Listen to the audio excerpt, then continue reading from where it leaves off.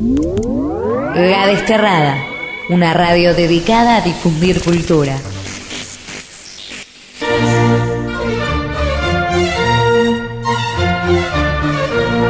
A partir de este momento, los invitamos a compartir y conocer una perfecta combinación de música,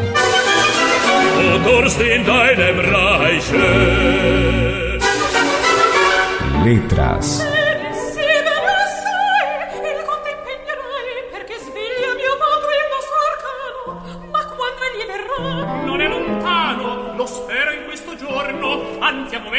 interpretaciones.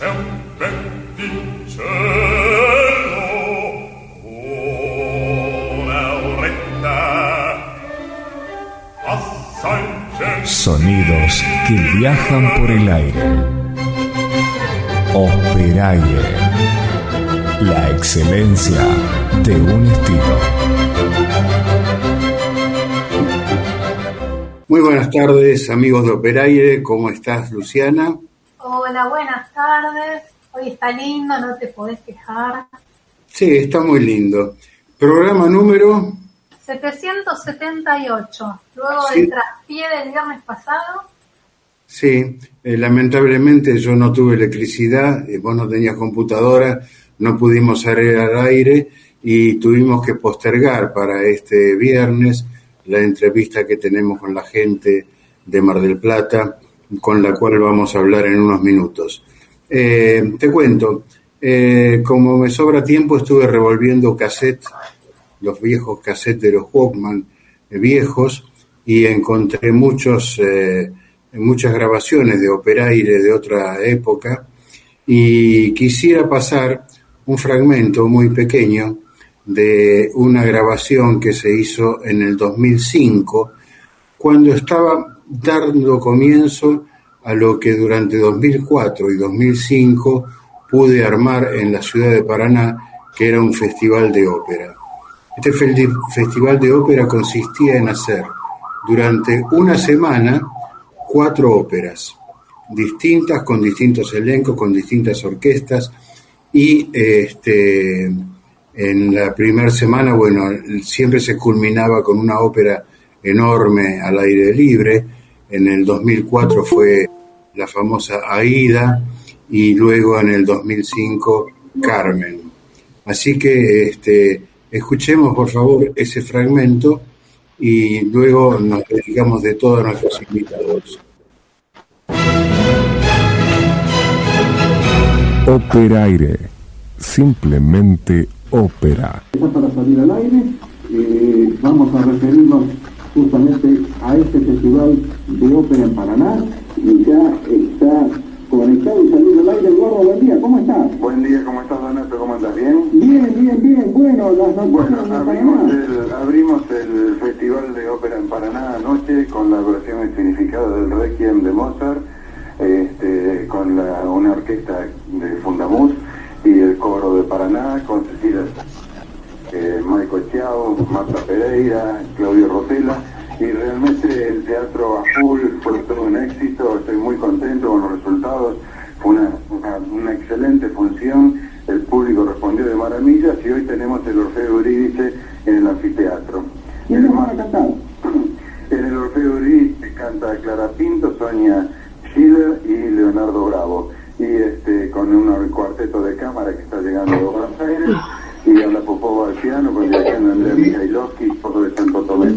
En el anfiteatro creo que va a ser una cosa muy importante para ver. El martes es Don Pascual y el sábado Carmen. Bárbaro. ¿Quiénes van a ser los protagonistas de la Carmen, Eduardo? Bueno, San María Los Isabel y Carlos Duarte, Luciano Garay, un elenco excepcional. Vos sabés que ayer casualmente estuve con Carlos Duarte en el estreno de Trauticalpan de Mastronardi con un rol descollante. Bueno, me alegro. Me lo voy a felicitar entonces. Bueno, esto quería informar sobre todo la gran recepción por parte del público de la versión del Requiem escenificado, que fue fantástico, realmente mucho más allá. Operaire, gente que hace ópera hablando de ópera. Bueno, sí, ya había hecho la escenificación del Requiem de Mozart durante 14 funciones en nada menos que en un sitio de rock. Y realmente fue una experiencia brutal. Pero bueno, vamos a lo importante, a lo actual. Tenemos dos invitados de lujo, Pablo González Aguilar y Georgina, que están haciendo una cosa muy diferente a todo lo común y que tiene que ver con el Lohengrin de Richard Wagner. Contanos un poquito. Buenas tardes, Georgina, buenas tardes, Pablo, ¿cómo están ustedes? Bueno, buenas tardes. Buenas tardes. Eduardo. Contentísimos de compartir este programa y que nos hayas invitado, que nos des la posibilidad de difundir este proyecto medio delirante en el que nos hemos metido desde hace ya casi 8 meses. ¿Cómo te sentís con Elsa, Georgina? Bueno, Elsa es para mí... Hola, sí, ¿me escuchan bien? Elsa es para mí una oportunidad de crear en un contexto muy diferente. Es comprenderla de mujer a mujer. No hay en ese sentido, no hay entiendo que comprendo sus sentimientos, que bueno, los fui descubriendo de a poco, de la mano de Pablo también, en diálogo continuo. Es la primera vez que tengo la oportunidad de cantar este rol, acompañada por mis maestros y encontrando en las partituras que nos dejó bailar, ¿no? Siempre tengo esa sensación de ir descubriendo paso a paso en la partitura secretos que nos deja a los cantantes, y a medida que vamos descubriendo esos secretos, vamos pudiendo despertar el personaje en nuestras voces. Así que es sin duda una aventura, una aventura. Bueno, les cuento. Para la semana pasada, me imagino que sí. Para la semana pasada yo tenía preparada un speech que me mandó Pablo y quisiera que lo escuchemos, que tiene que ver con esta versión y que tiene que ver con un artículo que él había publicado y que trata sobre la relación Wagner y Hitler. Así que si les parece, los escuchamos y después discutimos o conversamos sobre eso. Fernando, cuando quieras, Fernando. Wagner, La coartada del tiempo 2101. Cuando se piensa en Hitler, no es rara la vinculación con Wagner, cuya música sigue siendo difícil de ejecutarse en Israel, dada su asociación fáctica con el nazismo. Y hay buenas razones para ello, a pesar de que ambos personajes no coincidieron en el tiempo. La construcción colectiva los ha situado en una curiosa contemporaneidad. En este artículo se intenta analizar cuáles pudieron haber sido las razones que llevaron al más feroz de los genocidas a apropiarse de la obra y de la cosmogonía del maestro de Bayreuth. Introducción. Lohengrin fue la ópera favorita de Hitler, si bien hay quienes sostienen que en realidad los maestros cantores de Nuremberg la aventajaba en predilección. En ambos casos, no sería extraño, dado que en ambas se ensalza casi maniáticamente al ser nacional alemán.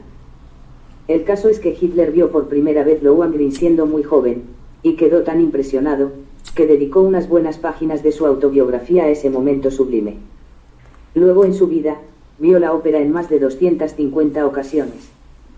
Sus allegados sabían que una buena táctica para lograr la atención del Führer consistía en hablarle sobre una nueva idea de cómo representar esta ópera. En su devoción, Hitler se hizo pintar como el héroe del cisne, acentuando sus características mesiánicas, como el héroe enviado de Dios, Gottgesanterheld, que viene a salvar a Alemania.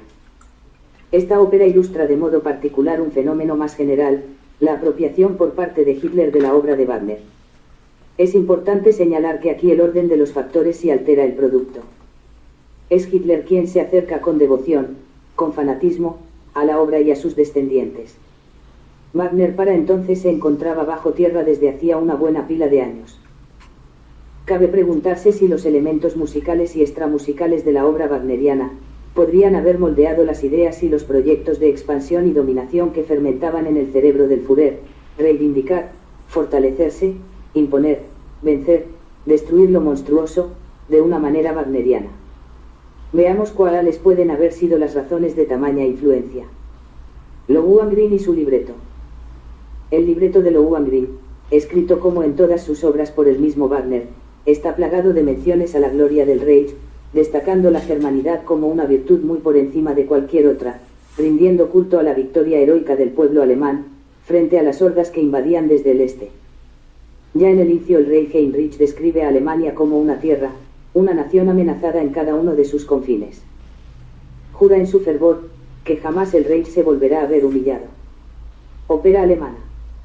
Lohengrin, si bien transcurre en Brabante, es una ópera intensamente alemana, ya se ha visto. Escrita en alemán, menciona esta palabra, Deutsch, una y otra vez, a pesar de que como tal la nación estaba muy lejos de existir en el siglo X, época en que suceden los hechos narrados. Esta discronía no fue sin dudas una distracción de Wagner. Este gesto francamente nacionalista, más bien apunta con astucia a enardecer el espíritu germano. Y Hitler, 70 años después, vio servido en bandeja este fermento de nacionalismo, en un momento en que el país estaba humillado y sometido por las potencias extranjeras. Wagner y los judíos. No hay menciones, ni explícitas ni implícitas contra los judíos, en Lohengrin. Sí los habrá en su obra inmediata posterior, la tetralogía del Anillo del Nibelungo. Pero sí que las hay en sus escritos no propiamente musicales. En el más descarnado, el judaísmo y la música, la virulencia racial hacia los judíos no puede ser más grande. Wagner podría haber adherido, o incluso pergeñado al plan de exterminio de Hitler. Imposible saberlo. Durante su vida tuvo gestos de antisemitismo feroz, pero no constantes. De hecho, se rodeó frecuentemente de artistas judíos, si el talento lo ameritaba. De lo que cabe poca duda nuevamente, es de que Hitler estaba convencido de tener un guiño de aprobación de parte del maestro de Bayreuth. Y así se lo hicieron sentir varios, casi todos, los descendientes de su familia. La concepción del heroiario. Lohengrin inicia una nutrida serie de héroes guerreros, de gran nobleza. Le sucederán Sigmund, Siegfried, Tristan y Parsifal. Héroes, si es posible, rubios, con mentón prominente, nariz recta, en fin, indiscutiblemente arios. Héroes aptos para morir en combate, que jamás darán la espalda al enemigo. Es fácil oponerlos en la lucha frente a la jauría de los envidiosos de la belleza, la nobleza y la valentía. No parece rebuscado suponer que esta matriz puede haber sido potentemente germinativa en la concepción hitleriana del modelo de juventud. La grandilocuencia. Las partituras wagnerianas requieren de orquestas monumentales, llenas de metales. Acordes y ritmos marciales, en modo mayor, abundan, eso sí, entre pasajes verdaderamente bellos y sutiles. Lohengrin no es en absoluto una excepción, se trata de una historia de guerra atravesada por una oscura historia de amor, y así lo refleja su música magnífica. Sin embargo, la grandilocuencia orquestal puede espejar en algún modo la de un ejército, una armada de jóvenes marchando alegremente a combatir, y posiblemente a morir detrás de un ideal de grandeza heroica. Nada mejor que su música para embarcar a un país entero en una empresa demencial. Difícil de imaginar a los mismos soldados marchando al compás de la música de Schönberg, música que instala desde su inicio la duda, de la que todo héroe carece. Es así como la música, aún la más bella, como puede suceder a menudo con Wagner, puede servir de ornamento a la empresa más abyecta. Con humor magistral, Woody Allen, en una de sus películas sobre la censura, comenta que la música de Wagner le gusta, pero que luego de pocos compases siente un deseo irrefrenable de invadir Polonia. La familia Wagner / Onkelwolf. La devoción que Hitler sentía por Wagner fue correspondida largamente por casi toda su descendencia. Winifred Wagner, la nuera del compositor, lo admiró, veneró, idolatró, desde la fallida revuelta de Múnich, hasta el final de su vida en los años 80. Hitler era recibido en Banfried, la casa de los Wagner, como un pariente muy cercano. Los nietos del compositor jugaban alegremente en su regazo y le llamaban Onkel Wolf, tío lobo. Wieland, uno de ellos, fue eximido de sus obligaciones militares en plena guerra, y cuando Wolfgang Wagner, su hermano, fue herido en el frente, fue rápidamente licenciado y enviado a Berlín. Hitler lo visitaba asiduamente en el hospital. El manuscrito original de Lohengrin estaba guardado y cuidado celosamente por el Führer en su búnker berlinés, en donde, luego de los bombardeos de final de guerra, se le perdió el rastro. Conclusión. Sean cuales sean las razones, el caso Hitler-Wagner demuestra que, al contrario de lo que se sostiene en la flauta mágica de Mozart, la sensibilidad por la música extrema en el caso del Führer no solo puede ser fuente de comprensión y armonía entre los hombres, sino que puede servir eficazmente para embarcar a una nación entera detrás de su líder, en un plan delirante y siniestro de exterminio. No parece aventurado suponer una forma de pensar, de concebir, wagneriana, en el Führer, y tampoco que el uso astuto de su obra facilitó francamente muchas de sus acciones de ascenso y consolidación en el poder, a la vez que fertilizó el apoyo, por momentos incondicional, de casi todo un pueblo. Se lucha, se invade, se mata, se tortura, se extermina, con la tranquilidad de conciencia de estar portando además algo muy bello, que merece su universalización, aunque más no sea a través de la supresión de todo tipo de alteridad. Pablo González Aguilar. Pablo González Aguilar es director escénico de ópera y médico. Autor de Lohengrin, Oscuro Brabante, versión libre de la ópera Lohengrin, 1850, de Richard Wagner. Operaire. Simplemente ópera. Bueno, me parece excelente el estudio que hiciste. Creo que está muy bien, no solo, bueno, obviamente redactado, sino también fundamentado en cuanto a que Wagner fue siempre el representante de un idealismo alemán que en su momento, si recordamos los años en que Wagner vivió, no solo era idealista, sino que además era tirabombas. Él fabricaba bombas y salía a tirar bombas en la Revolución, por eso tuvo que emigrar de Alemania. Así que, bien, lindo artículo. Comentanos cómo pasás de esta concepción a la concepción de Lohengrin, Oscuro Bramante, que estás haciendo en una serie de 8 capítulos, me parece. Sí, bueno, gracias por el comentario sobre el escrito. Antes de contestarte la segunda parte de la pregunta, un comentario sobre la primera, sobre tu comentario. No solamente era tirabombas, en realidad, en la época en que él compone Lohengrin, en realidad era un anarcosocialista, o sea, ideológicamente muy ligado a Bakunin, muy ligado a Reckel, eso, que era otro de los revolucionarios de ahí de Dresden, y de hecho Lohengrin se estrena en Weimar en el 50. Él ya se había escapado de Alemania, porque en Alemania tenía pedido de captura y de condena a muerte, y el que estrena Lohengrin en realidad es Liszt, que fue un absoluto incondicional de él, mucho más, digamos, en una relación, creo que en mi entender, totalmente falta de reciprocidad. O sea, la devoción de Liszt por Wagner no era correspondida de la misma manera de Wagner por Liszt. Yo creo que Wagner sobre todo quería a Wagner más que a ningún otro, ¿no? Pero es emocionante ver la relación de ellos dos y la verdadera incondicionalidad que tuvo Liszt, a quien le cupo, digamos, el privilegio y la responsabilidad de estrenarlo en Weimar in absentia, ¿no? Con Wagner in absentia. Y hay una cantidad de cartas entre los dos, donde se ve claramente que Wagner lo volvía loco, a la manera en que tenían que hacerse los recitativos, ¿no? La selección de los instrumentistas, hubo que llamar instrumentistas de toda Alemania, porque Lohengrin tiene un orgánico muy grande, mucho más grande ahora en realidad. Cuando él lo estrena, cuando Liszt lo estrena, el orgánico era de 56 instrumentos aproximadamente, que entre paréntesis fue muy parecido al orgánico que se usó en la última representación de Lohengrin que se hizo ahora en Berlín, en la que cantó Alaña, en la que respetaron más o menos el orgánico original. En este caso lo hicieron por una cuestión de protocolo, ¿no? De poder meter en el foso en realidad no en el foso, en la escena, a todos los instrumentistas necesarios y conservar la distancia. Pero bueno, ¿cómo llegamos de una cosa a la otra? Bueno, la primera cosa es que el deseo de seguir haciendo algo en esta época tan difícil, ¿no? Tan compleja. Yo soy regista, pero en realidad en mi vida cronológicamente la ópera estuvo siempre ligada, pero como primera carrera, digamos, yo soy médico y de hecho sigo trabajando como médico. Así que entiendo perfectamente que se haya de alguna manera intentado parar con toda la maquinaria, no la maquinaria de la cultura, sino con toda la maquinaria.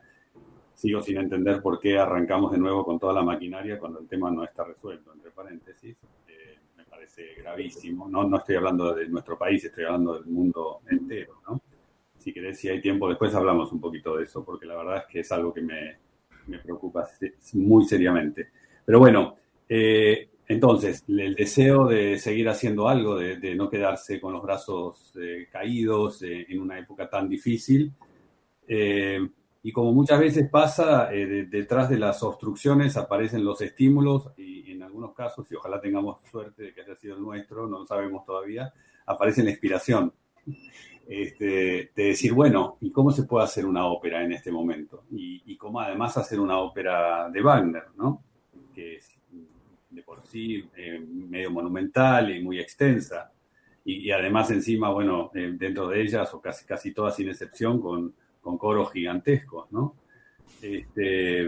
Y en realidad un poco así, o sea, una cosa nos llevó a la otra.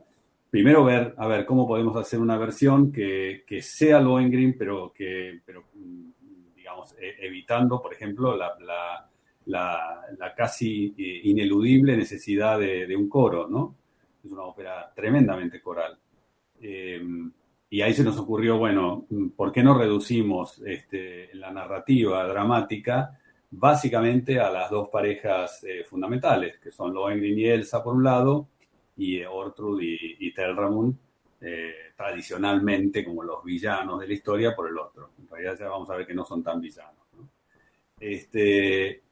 ¿Y cómo hacer para relatar Lohengrin con todo el sinfonismo y la cosa sinfónico-coral que tiene, sin ninguna de las dos cosas? Bueno, y ahí se nos ocurrió que podíamos armar una especie de narrativa que iba por capas.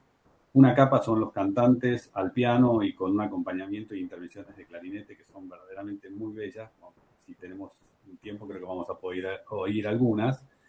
Y la participación del coro y de los preludios, de los tres preludios, que son verdaderamente inevitables, ¿no? Si uno quiere relatar esta ópera, tomados de grabaciones históricas. Y para que no fuera solamente la música sonando y nada más, que de todas maneras ya es muchísimo decir, ¿no? Música, insisto, el problema de la música de Wagner no es que la música sea mala, es lo peligroso que puede ser, pero no que sea mala, ni mucho menos. Usar la música como una especie de lienzo sonoro sobre el que se pintan a través de documentales editados por el director de la miniserie, que es Mariano García, que también es marplatense, editados en algún caso con un corto que relata parte de la historia de Elsa y de su hermano, ¿no? De Elsa y de Gottfried, o en otros casos mostrando en una especie de montaje así medio vertiginoso todo el armado de Alemania y el gesto bélico de invadir Bélgica, de invadir Brabante, 10 siglos después del momento en que se narra la historia, como una estrategia, que fue la estrategia que ideó Hitler, de apoyar un pie muy fuerte en el oeste, incluyendo los Países Bajos y Francia, para de ahí hacer una embestida sumamente agresiva hacia la amenaza del este. Y curiosamente, exactamente eso es lo que cuenta la historia bélica de Lohengrin. Es el rey Heinrich, que empieza con H, igual que Hitler, que se acerca a Brabante, en principio por las buenas o por las malas. Eso en la ópera parecería que están todos muy contentos, pero en realidad lo que va es a buscarlos para que se junten en Mainz, en Maguncia, y de ahí atacar a los que en ese momento era la amenaza, que eran los húngaros. La amenaza del oeste eran no los rusos, sino los húngaros. Bueno, ¿cómo contar esto? ¿Cómo contarlo? Y al mismo tiempo, mi mujer me dice, bueno, ¿y cómo vas a contar Wagner? ¿Y cómo vas a hacer una cosa de Wagner? Una especie de culebrón de 3 horas. Tenés que pensar en hacerlo fragmentadamente. Y entonces dijimos, bueno, vamos a empezar a tratar de hacerlo en base como a capítulos, pero a capítulos que cuenten, que tengan algún sentido de cisura por lo narrativo, pero sobre todo capítulos que tengan cisura por lo musical, ¿no? Es así que los capítulos son 8, los episodios son 8 y van a ser de duración muy despareja, porque lo que manda, y por suerte lo que manda es la música, por sobre todo lo demás, sobre todas las otras intenciones. Así que bueno, eso nos llevó a armarlo, primero, a darnos cuenta que en realidad estábamos frente a una miniserie, la que nos hizo dar cuenta también de que en realidad era una miniserie y no una película. Big Pose, que es otro miembro de la familia, es mi nuera. Y eso nos sirvió porque ya estábamos armando, ya estábamos trabajando, pero de golpe empezamos a concebirlo y a tener en cuenta ciertas cuestiones de estructura de las miniseries, como es en general fragmentos cortos, algún recordatorio del episodio anterior, etcétera, que le dan un formato en que los que vayan a ir viendo los episodios se van a dar cuenta que realmente es como un formato de miniserie, con a su vez la advertencia para los temerosos de Wagner que son episodios breves, ¿no? Entonces, que no teman, van a estar subtitulados, van a sentarse a ver una especie de capítulo que en el mejor de los casos los va a dejar con las ganas de seguir viendo, de pedir un poco más, ¿no? Bueno. Si fui claro, me parece que me embrollé un poco, pero más o menos esa fue la idea, Eduardo. Me parece fantástico. Tuve oportunidad de ver el primero de los capítulos gracias al link que vos me facilitaste y me parece una propuesta sumamente interesante. Quiero verlos todos. Yo tuve oportunidad en el exterior de hacer un Lohengrin con un elenco internacional y bueno, no con la orquesta convencional de Liszt, sino con orquesta grande y con un coro de alrededor de 120 personas, más figurantes, ballet, todo. Fue una enorme producción que tuve oportunidad de dirigir y siempre me puse a estudiar mucho, no solo lo que pueden llegar a ser los leitmotiv, sino el concepto del leitmotiv que proponía en Lohengrin. Y me parece que eso, hasta lo que yo vi hasta ahora, está muy respetado. Y me gusta la forma en que están intercaladas los distintos momentos, ya sea tanto con la muestra del ejército, con la muestra de algo tan difícil de interpretar. Yo nunca me quise meter, como lo hice en otras oportunidades, con las oberturas. Las oberturas siempre quise dejarlas a la orquesta. Sin embargo, en 4 de las 5 versiones que hice de Aida, hice escenas en las oberturas. Y la escena que aparece en la obertura me parece muy apropiada. Pero bueno, me gustaría después, cuando pueda terminar de ver todas las series, hacer comentarios finales. Hay una cosa que siempre destaco en esta ópera, que es la famosa marcha nupcial, que tanto la usan en los casamientos, sabiendo que en realidad lo único que anticipa es la peor noche de todas las óperas. Total. Es una marcha nupcial bellísima que anuncia un desastre impresionante. Pero bueno, me gustaría, Georgina, si sos tan amable, comentarnos un poco cómo evoluciona Elsa a través del Lohengrin. Lo que les pido es, mientras estamos escuchando música, evitemos todo lo que sea sonidos, porque se filtra. Pero eso me gustaría mucho. Es decir, los personajes no son lo que aparecen al principio, sino cómo terminan al final. Y entonces cada personaje tiene una evolución. Esto sucede así en todas las óperas. Desde Verdi, Mozart, todo. inician de una manera y terminan de otra. Y tienen obviamente una gran evolución. Me gustaría que me comentes, Georgina, si sos tan amable, cómo vos ves esa evolución de Elsa desde el momento en que ella está prácticamente desvalida hasta el momento que aparece el héroe y hasta que termina el matrimonio con el héroe, teóricamente. Bueno, Elsa, lo primero que tiene fundamentalmente es una gran fe, ¿no? Ante la desaparición de su hermano. Su único resguardo, su único refugio es su fe, y se apoya en esa fe para poder plantar su defensa ante semejante acusación, ¿no? Sí. Una fe que la salva del desamparo total, porque quizás la mayor traición es ver cómo Friedrich, que supuestamente queda al cuidado de los dos hermanos, finalmente, o sea, en el inicio de la ópera es quien la acusa gravemente de la desaparición y le pide explicaciones.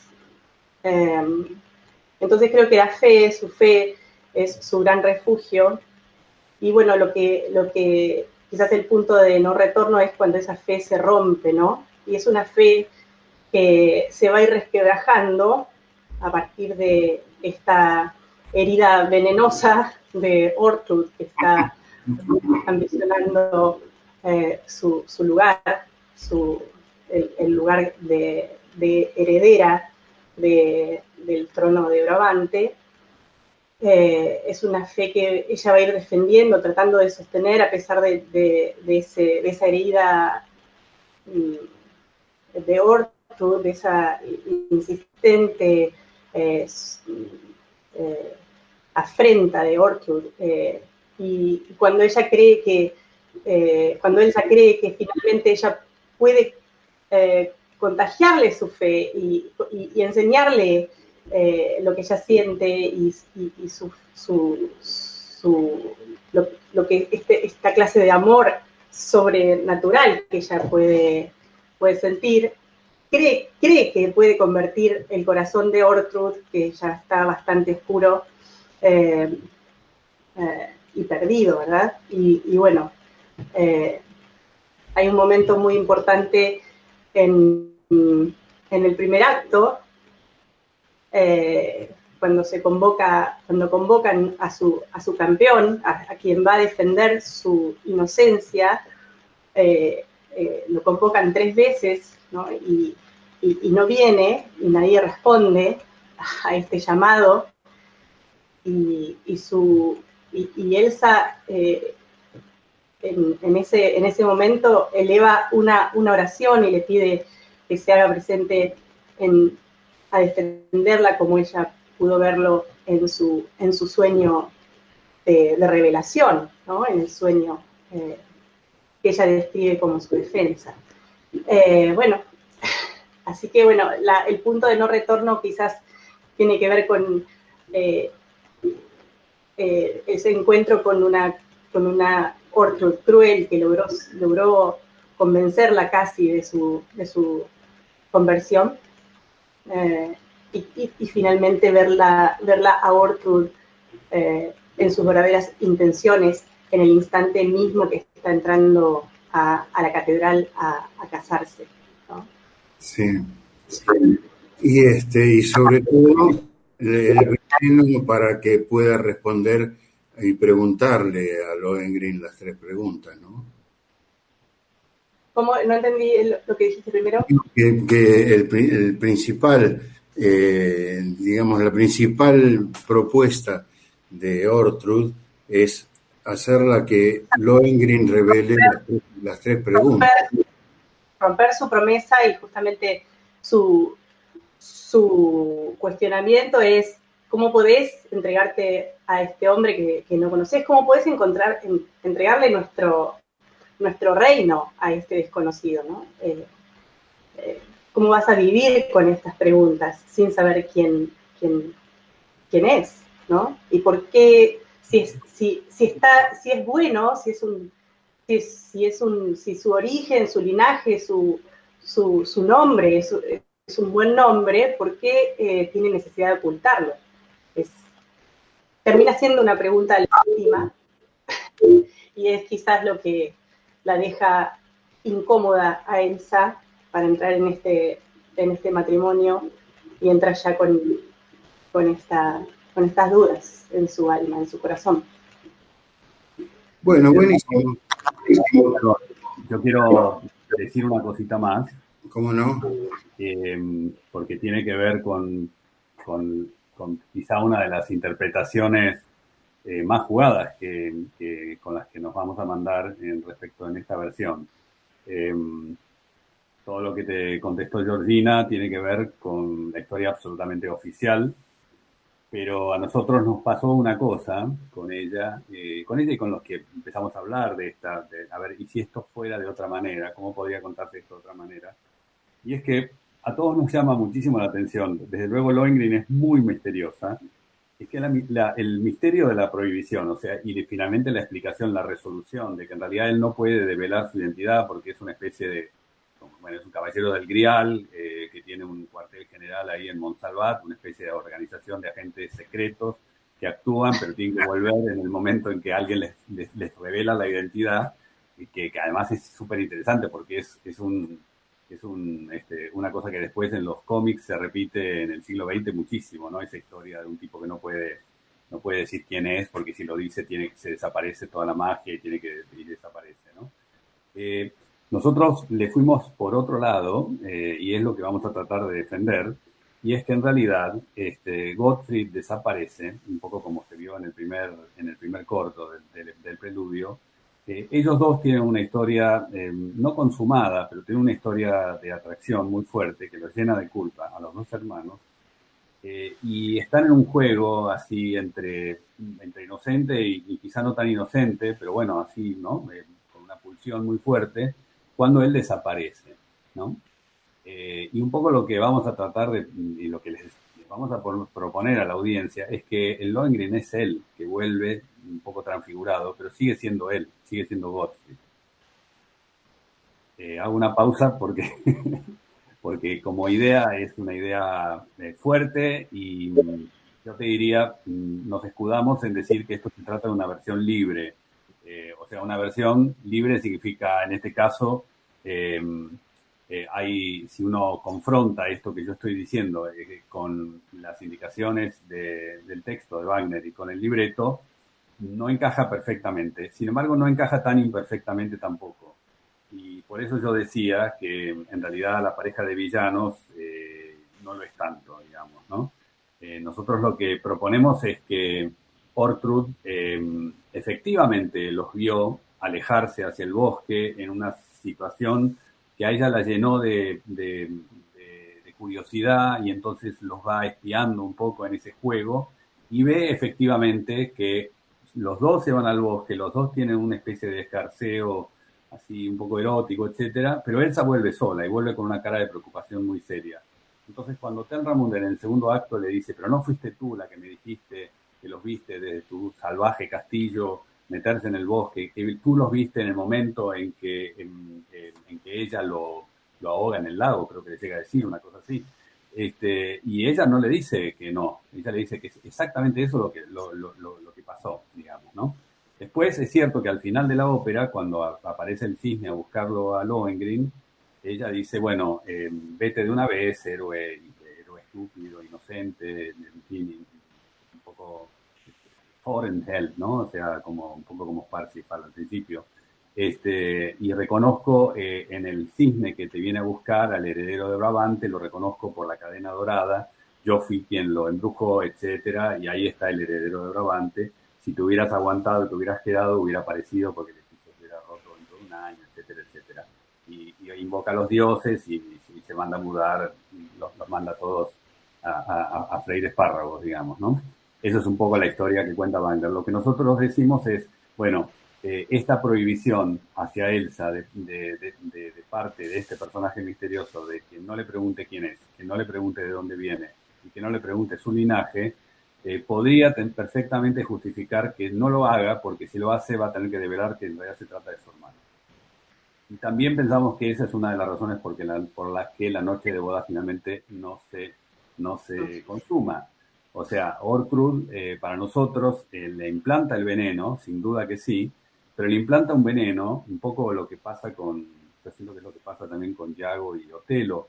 Se lo planta sobre un germen de duda que existía ya, y que estaba puesto en Otelo, ¿no? En el caso de Otelo, el que le dice a Otelo, llévatela, Moro, a Desdémona, pero ten en cuenta que la que pudo engañar a su padre también va a poder engañar a su marido, le implantó el germen de la duda, y lo único que hace Yago después es trabajar sobre algo que ya está en la cabeza del pobre Moro desde el principio. Bueno, acá yo siento que Elsa está lidiando con una inocencia en cuanto a que definitivamente no es la que mató a su hermano y no tuvo nada que ver con la desaparición, pero al mismo tiempo en el frente interno, con la incomodidad y más que la incomodidad, digamos, con la dificultad seria de no poder decir qué es lo que verdaderamente estaba pasando cuando desapareció. Bueno, por ahí le estamos yendo nosotros, somos plenamente conscientes de que es una manera diferente y original de explicar ese misterio de la prohibición, que a mí debo confesar que desde la primera vez que me contaron la historia y que la vi en el Colón, que fue por allá por el 79 me parece, dije, esto es muy raro, esto no me cierra de esa manera. Y que justo tenga que irse Lohengrin para que aparezca el hermano, también me pareció siempre como una clave así misteriosa de este cuento de hadas muy, muy raro, muy raro. Bueno, me parece una postura muy interesante, sobre todo cuando se trata de versiones libres, que uno puede realmente, sin perjudicar la dramaturgia, sugerir situaciones que son novedosas y que son realmente, que dejan que pensar. En general, lo que siempre tuvo Wagner, y esto se lo criticó mucho Nietzsche, es el tema de que las obras de Wagner eran siempre religiosas, que incluso, por ejemplo, el Parsifal fue escrito para un Viernes Santo, y la evolución de los personajes dentro de las óperas wagnerianas realmente no solo son maravillosos, sino que generan este tipo de dudas que pueden ser aprovechadas. Yo tuve oportunidad de ver versiones del Lohengrin, de las más absurdas, muy buenas otras, trasladadas en el tiempo, qué sé yo, he visto una versión que el escenario estaba todo lleno de ratas, y pasaban cosas que no tenían nada que ver con la esencia de la obra. Y así que Wagner, hay tres autores o tres tipos de ópera que permiten este tipo de libertades. Yo creo que estos tres tipos de ópera que permiten no solo el traslado en el tiempo, sino también una presentación absolutamente contemporánea y diferente, son primero las tragedias griegas, ¿no es cierto? Las tragedias griegas son susceptibles. Segundo, las óperas que no están datadas, las óperas que no transcurren en una fecha determinada, como puede ser absolutamente ridículo si hacer una versión de Tosca hablando de que viene Hitler cuando están hablando de que viene Napoleón. Y la tercera son obviamente las óperas de Wagner. Wagner da para todo, da porque al estar basadas en esas famosas leyendas alemanas, genera la posibilidad de hacer puestas en escena que tengan que ver con una situación contemporánea o diferente a la convencional del héroe del casco y la espada. Creo que en eso Wagner también se presta. En otro tipo de óperas es muy difícil. Con respecto a la postura política, creo que si, por ejemplo, Verdi hubiera sido italiano, hubiera sido alemán, también el Führer hubiera usado muchas de las escenas de Verdi, ¿no es cierto? Pero era italiano.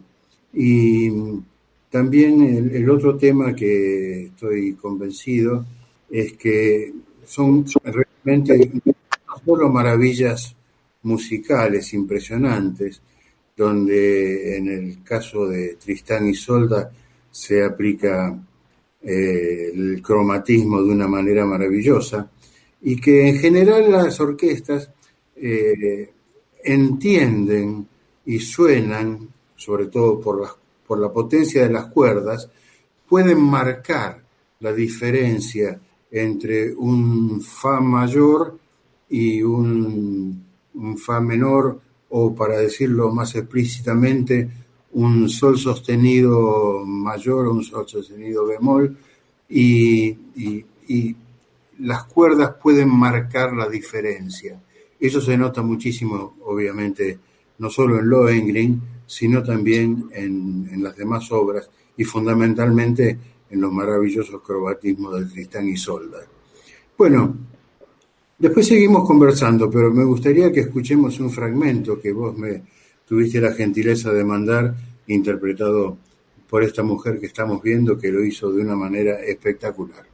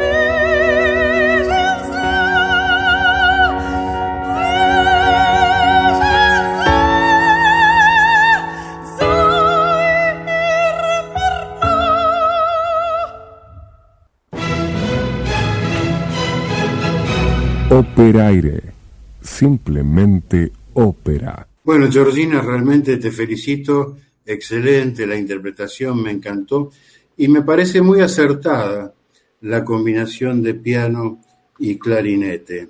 El clarinete le da un clima muy especial a esta versión y está bien, no son las cuerdas, pero está, creo que realmente muy logrado.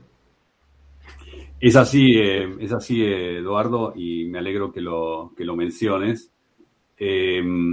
A ver, la idea inicial había sido trabajar con canto y piano, como tantas veces hemos hecho, y además, bueno, vos lo sabés muy bien por tu trabajo de regista, es la manera en que se trabaja siempre en una ópera, ¿no? Antes de pasar a la orquesta, el trabajo escénico siempre lo hacemos así.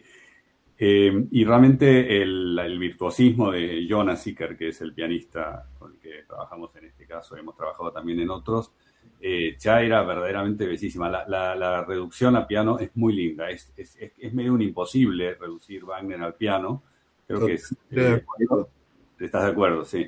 Yo también, hay momentos en que uno extraña las cuerdas, como vos decís, otros momentos en que extraña los bronces y los metales, etcétera. De todos modos, hay pasajes pianísticos que dan ganas de quedarse así solamente oyendo lo que sucede en el piano, porque son muy, muy interesantes. Entonces, medio la metáfora fue, bueno, ya tenemos un muy buen budín, riquísimo, vamos a ponerle algunas nueces. Y las nueces son el clarinete, ¿no? Que son esos como pequeños accidentes. En cuanto a la densidad de intervención del clarinete en toda la partitura que finalmente usamos, tiene intervenciones muy, muy, muy, muy precisas. Muchísimas están justamente vinculadas a Elsa, porque hay mucho clarinete de contracanto del canto de Elsa. No es la única. Hay mucho clarón detrás del canto de Ortrud, en cambio, sobre todo en el dúo ese tan oscuro del segundo acto. Pero clarinete hay mucho, si no es clarinete es oboe, si no es oboe es corno inglés, casi siempre son instrumentos que la van acompañando muchísimo a ella y a esa dulzura y esa cosa así de inocencia y virginal que tiene. Quiero nombrar al clarinetista porque para nosotros es un lujo trabajar con él, es un clarinetista marplatense que se llama Gonzalo Borgognoni, que además de intervenir en esto, en un diálogo así de ida y vuelta, fundamentalmente entre él y Jonas, han ido decidiendo de qué manera aparece el clarinete. Por ejemplo, acá el clarinete apareció acompañando a Elsa, pero tomó la voz del rey en un momento dado, y esto también va a suceder después en la voz del heraldo, o más adelante en el tercer episodio, ¿no? Bueno, nada, es como vos decís, le ofrece ese legato que a veces le falta al martellato del piano, digamos, ¿no? Sí. Y que en el caso de Lohengrin, si bien es una ópera marchosa por todos lados, desde la marcha nupcial, pero las marchas militares también, está llena de pasajes bellísimos, de un melodismo y de una digamos, un fluctuar así de la orquesta, que a veces uno necesita, digamos, de algún instrumento con la nobleza y la dulzura de una madera como el clarinete, ¿no? Para darlo. Así que estamos contentísimos con eso. No, aparte el clarinete te da una variedad enorme en todo lo que tiene que ver con su espectro musical, ¿no es cierto? Y bien interpretado como está por lo menos en esta versión que yo escuché, que vos me mandaste y que realmente está muy buena, se nota la calidad del instrumentista, lo cual me alegra mucho. Bueno, no sé cómo estamos de tiempo, Luciana, hoy te noto muy callada. Sí, pero hay tanto para compartir, para escuchar y realmente cada vez nos queda más corto el programa. Quedamos 2 minutos, más allá que quiero que me cuentes del mini Pablito que veo ahí que no va a haber tiempo. Sí, me gustaría que nos recuerdes cómo podemos ver el capítulo que ya se estrenó para todos los que nos están escuchando, que sepan y quieran buscarlo, dónde lo encuentran, cómo lo ven. Perfecto. Bueno, el capítulo está disponible y es de libre acceso en el canal de Lírica Libre, que es un canal de YouTube. Si entran a YouTube pueden poner Lírica Libre, y va a aparecer el trailer de la miniserie y también el primer episodio. Y si no, buscándolo en YouTube también como Lohengrin Oscuro Brabante. No sé, Lucía, si se puede, se puede aprovechar el chat de este encuentro que tenemos para ponerte los enlaces, los links, si ustedes después los quieren dejar colgados, porque... No, de todas formas, como has venido compartiendo, como muchos otros artistas y compañías, siempre está a disposición el grupo de Facebook de Noticias de Ópera y Música Clásica, donde ahí se comparte todo.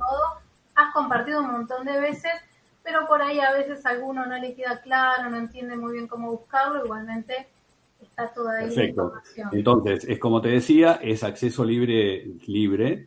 El domingo 14 a las 5 hacemos el estreno en vivo del segundo episodio, como hicimos el primero el domingo 31 de enero, y así cada 2 domingos vamos a ir estrenando en vivo cada uno de los episodios.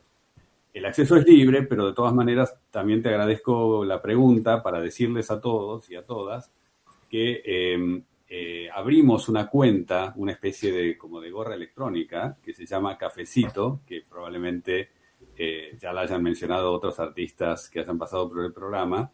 Hay muchas.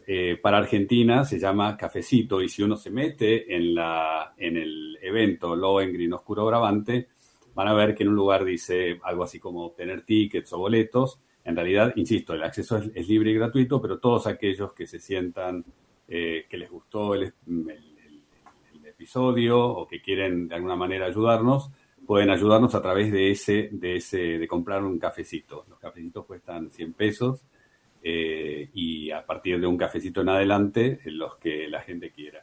Para los que viven afuera también abrimos una cuenta que se llama Buy Me a Coffee, que es prácticamente lo mismo, y es para los que eventualmente tienen interés de ayudarnos. Sepan que nuestra única fuente de financiación virtualmente son esos cafecitos. Todos los artistas que nos hemos metido en este proyecto lo hemos hecho fundamentalmente entusiasmados por el deseo de intentar hacer algo muy bello y muy original, y sorteando las dificultades que todos los artistas de la cultura conocemos en este momento. Bueno, perfecto. Lamentablemente sí, este programa dura 1 hora y se nos acaba el tiempo. Georgina, te agradezco muchísimo tu presencia, te felicito, espero ver los próximos capítulos y realmente es un placer tenerte acá en el programa. Muchísimas gracias. Pablo, lo mismo para vos, siempre es un gusto y te comprometo a que tengamos en un futuro algunas charlas sobre Wagner, Nietzsche y otros filósofos que Schopenhauer, sí, y otros demonios que anduvieron por ahí hablando bien y mal de Wagner. Así que bueno, les agradezco nuevamente infinita la presencia. Gracias, Luciana, como siempre, y bueno, nos encontraremos, espero que muy pronto, y ansioso por ver el segundo capítulo. Gracias. Bueno, el agradecido, Eduardo, soy yo, en nombre mío, toda la compañía. Sin duda que vamos a poder hablar, porque me encanta hacerlo contigo, fuera y dentro del programa. Sería lindo, a medida que vayan apareciendo los otros personajes, que también en alguno de los programas hablemos con Marina Biasotti, que hace una Ortruda increíble, y con Mauro, que ya lo vieron encarnando un Ternamund, que te vuelan los pelos, ¿no? Sí, tanto Marina Biasotti como Mauro Espósito son grandes y viejos amigos, así que te pido que tanto a ellos como a Fermín les mandes un gran abrazo de mi parte. Sin duda, sin duda. Bueno, muchísimas gracias y hasta muy pronto. Bueno, muchas gracias. Chao, muchas gracias.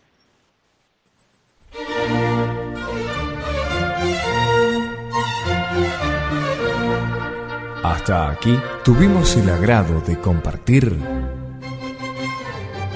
Operaire, la excelencia de un estilo.